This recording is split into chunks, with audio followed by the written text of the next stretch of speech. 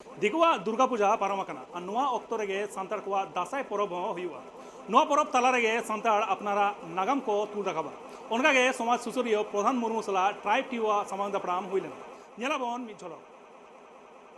কিছুদিন আগে মানে এক সপ্তাহ হয়নি আমাদের দাঁসাই নাচ আমাদের আদিবাসী সাঁওতালদের দাঁসাই নাচ হলো এবং আমরা দেশ বিদেশ ভ্রমণ করলাম দাঁসাই সাংঘার মিন্স বিভিন্ন জায়গায় আমরা নাচ গানের মাধ্যমে আমাদের সংস্কৃতিটাকে তুলে ধরার চেষ্টা করেছি।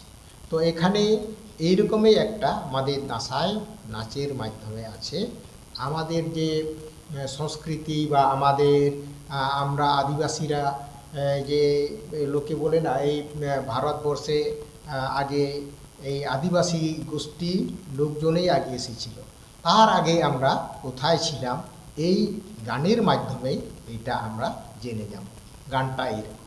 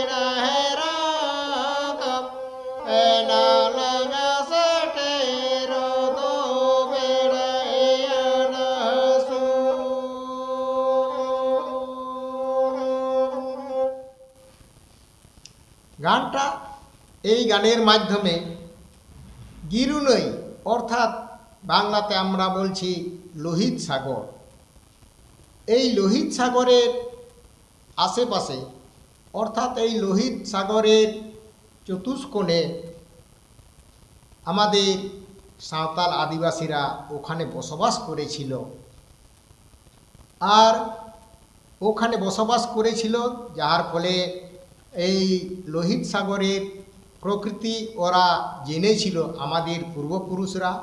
আর সেই জানা থেকে আমাদের জন্য যে ওই যে লোহিত সাগরের যে জলটা গিরুর মতো অর্থাৎ লাল, ঠিক লালও বলা যাবে না, ওই গেরুয়া, মানে এইটা আমাদের জানিয়েছিল এবং এইটাই আমাদের গানের মাধ্যমে আমরা এইটাকে এই গানের মাধ্যমে আমরা তুলে ধরেছি।